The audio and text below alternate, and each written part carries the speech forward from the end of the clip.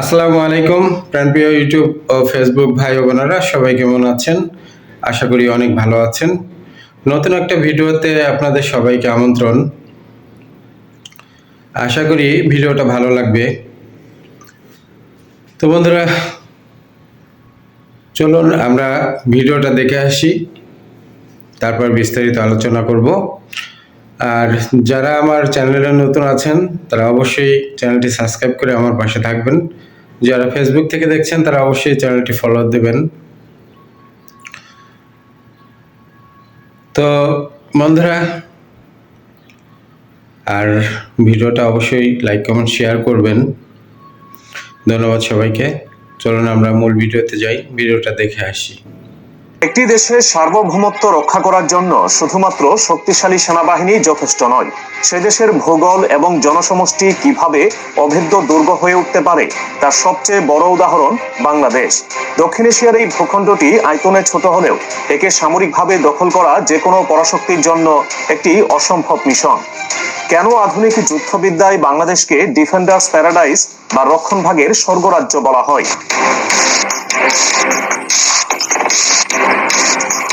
বাংলাদেশের ভৌগোলিক গঠন এই দেশটিকে একটি প্রাকৃতিক দুর্গে পরিণত করেছে। এই দেশের বুক চিরে বয়ে গেছে 700-রও বেশি নদী। ব্রহ্মপুত্র, পদ্মা এবং মেঘনার মতো বিশাল নদ নদীগুলো বর্ষাকালে যে রুদ্রমূর্তি ধারণ করে তা বিশ্বের যে কোনো আধুনিক সেনাবাহিনীর অগ্রযাত্রাকে থামিয়ে দেওয়ার জন্য যথেষ্ট। 1953 সালে মার্কিন সামরিক বাহিনীর একটি গবেষণায় উল্লেখ করা হয়েছিল, বদ্বীপ অঞ্চলের জলাভূমি এবং অতিরিক্ত নদ নদী যে কোনো যান্ত্রিক বাহিনীর প্রধান শত্রু।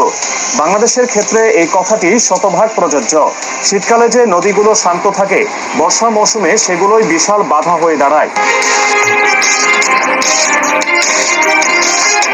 আধুনিক যুদ্ধে ট্যাঙ্কের ভূমিকা অত্যন্ত গুরুত্বপূর্ণ, কিন্তু বাংলাদেশের মাটিতে ট্যাঙ্ক চালানো প্রায় অসম্ভব একটি কাজ। রাশিয়ার তৈরি T-90 বা ভারতের তৈরি অর্জুন ট্যাঙ্কের গড় ওজন 50 থেকে 60 টন। বাংলাদেশের অধিকাংশ অঞ্চলের মাটি নরম পলি দিয়ে গঠিত। বিশেষ করে শীতকালেও নদীর অববাহিকায় পলিমাটির স্তর অত্যন্ত গভীর থাকে। সামরিক রেকর্ড অনুযায়ী একটি ভারী ট্যাঙ্ক চলাচলের জন্য মাটির যে সহন ক্ষমতা প্রয়োজন, বাংলাদেশের অধিকাংশ কৃষি জমি বা গ্রামীণ রাস্তায় তা নেই। ফলে ট্যাঙ্কগুলো সহজেই কাদা বা নরম মাটিতে আটকে যাবে।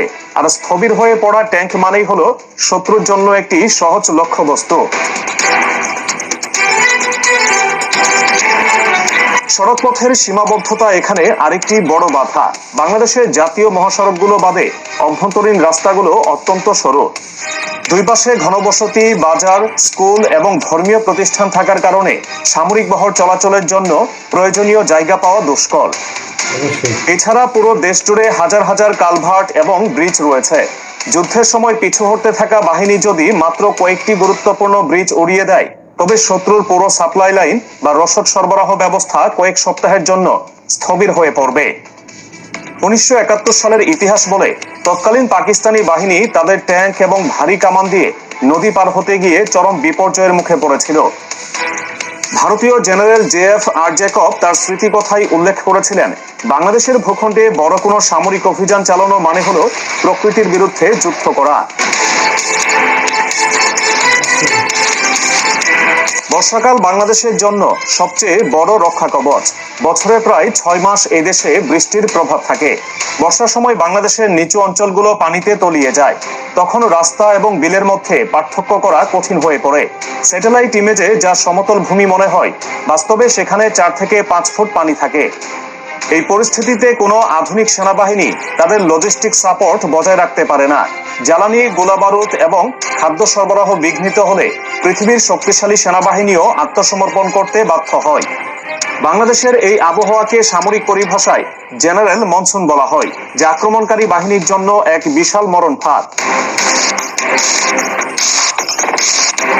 জনসংখ্যার ঘনত্ব বাংলাদেশকে বিশ্বের অন্যতম কঠিন যুদ্ধক্ষেত্রে পরিণত করেছে।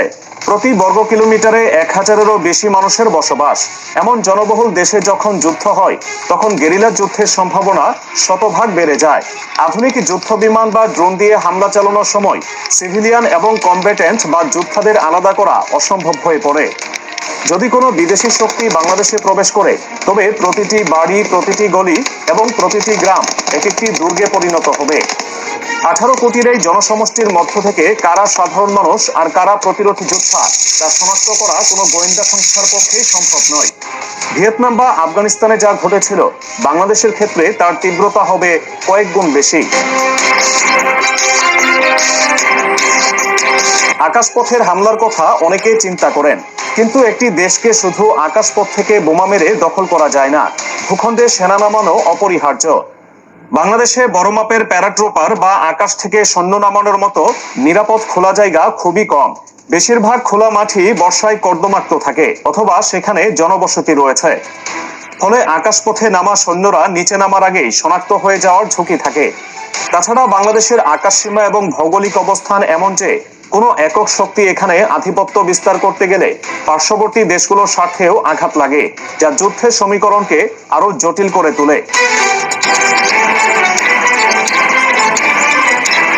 ভারতের মতো প্রতিবেশী দেশগুলোর জন্য বাংলাদেশ দখল করা কেন অসম্ভব, তার প্রধান কারণ হলো অর্থনৈতিক এবং দীর্ঘমেয়াদী অস্থিরতা। তারা জানে বাংলাদেশের ভেতরে সরাসরি যুদ্ধে জড়ানো মানে হলো নিজেদের অর্থনীতিকে ধ্বংসের মুখে ঠেলে দেওয়া। বাংলাদেশে কোনো আক্রমণ হলে তার প্রভাব সরাসরি ভারতের পশ্চিমবঙ্গ, আসাম এবং ত্রিপুরায় পড়বে। এছাড়া বাংলাদেশের মানুষের প্রতিরোধ ক্ষমতা এবং দেশপ্রেমের ইতিহাস বিশ্বের যে কোনো দেশের জন্য সতর্ক বার্তা। তাই সরাসরি সামরিক অভিযানের পরিবর্তে তারা সবসময় ভিন্ন পথ বেছে নেয়।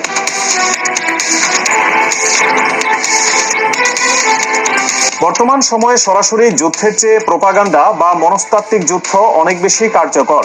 যখন একটি দেশকে সরাসরি কব্জা করা যায় না, তখন সেই দেশের ভেতরে রাজনৈতিক অস্থিরতা তৈরি করা, মিডিয়ার মাধ্যমে বিভ্রান্তি ছড়ানো এবং সাংস্কৃতিক আগ্রাসন চালানো হয়। ঢাকাকে লক্ষ্য করে ট্যাঙ্ক পাঠানোর চেয়ে ঢাকার মানুষের চিন্তাধারা পরিবর্তন করা সহজ। এই নীতিতেই আধুনিক শক্তিগুলো কাজ করে। বাংলাদেশের অভ্যন্তরীণ বিভাজন বাড়ানো এবং আন্তর্জাতিকভাবে নেতিবাচক ইমেজ তৈরি করা এই যুদ্ধেরই অংশ। কারণ তারা জানে বাংলাদেশের মাটির উপর পা রাখা মানেই এক অতল গহ্বরে হারিয়ে যাওয়া।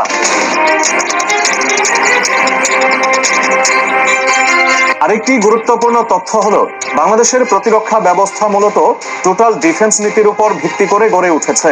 এর অর্থ হলো দেশ আক্রান্ত হলে শুধু সেনাবাহিনী নয়, দেশের প্রতিটি নাগরিক যুদ্ধে অংশগ্রহণ করবে। বাংলাদেশের গ্রামগঞ্জের ভৌগোলিক অবস্থা এমন যে স্থানীয় মানুষ ছাড়া সেখানে কেউ টিকে থাকতে পারবে না।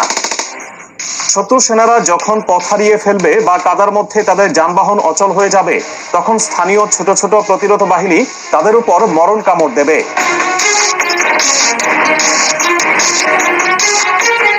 বাংলাদেশ কোনো সাধারণ সমতল ভূমি নয়, এটি একটি জীবন্ত বদ্বীপ যা প্রতিনিয়ত তার রূপ পরিবর্তন করে। 700 নদীর জাল, বিশাল জনসংখ্যা এবং বিরূপ আবহাওয়া, এই তিনটি বিষয় মিলে বাংলাদেশকে একটি অপরাজেয় রাষ্ট্রে পরিণত করেছে। পৃথিবীর কোনো সামরিক শক্তি বাংলাদেশের ভূপ্রকৃতিকে জয় করার সক্ষমতা রাখে না। তাই বাংলাদেশ দখল করা শুধু কঠিন নয়, বরং আধুনিক সমরবিদ্যার হিসেবে এটি একটি অসম্ভব ও আত্মঘাতী পরিকল্পনা। বাংলাদেশের প্রকৃত শক্তি তার মাটিতে এবং মানুষের সাহসে।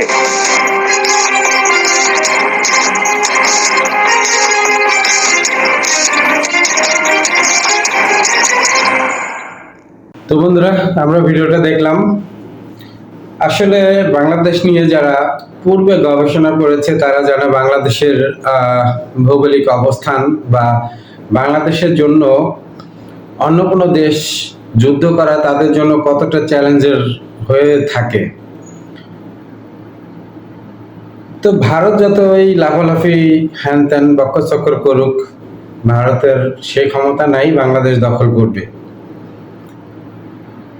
তো বন্ধুরা, ভিডিওটা ভালো লাগলে অবশ্যই লাইক, কমেন্ট, শেয়ার করবেন। আর যারা ফেসবুক থেকে দেখছেন অবশ্যই চ্যানেলটি ফলো করবেন। ধন্যবাদ সবাইকে, ভালো থাকবেন। আগামী ভিডিও আসার আগ পর্যন্ত